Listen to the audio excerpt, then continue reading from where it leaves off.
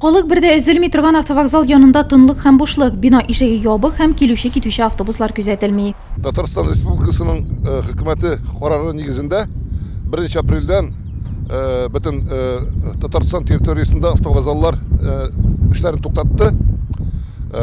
Пригородный, междугородний һәм шәһәр маршрутлары тукталды.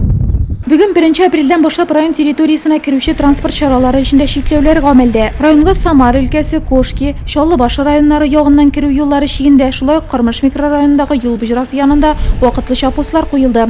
Алар пассажирлар йөкләр күчерү буенча яңа кагыйдәләр үтәлүен тикшерә, чит төбәкләрдән керүче транспорт агымын контрольдә тота. Шәһәр ичендә халык һәм машиналар белән тулы дип әйтеп булмый. Шулай да Нурлат үзәгендә җанлылык. Ул да булса трак коммуналь хуҗалыгы хезмәткәрләре бүгеннән җәмәгать урыннарын зарарсызландыра башлады. 2 раза в день. Көненә 2 тапкыр иртән һәм кич махсус дезинфекцияләү чарасы белән паркларны, скверларны, утыргычларны чистартабыз.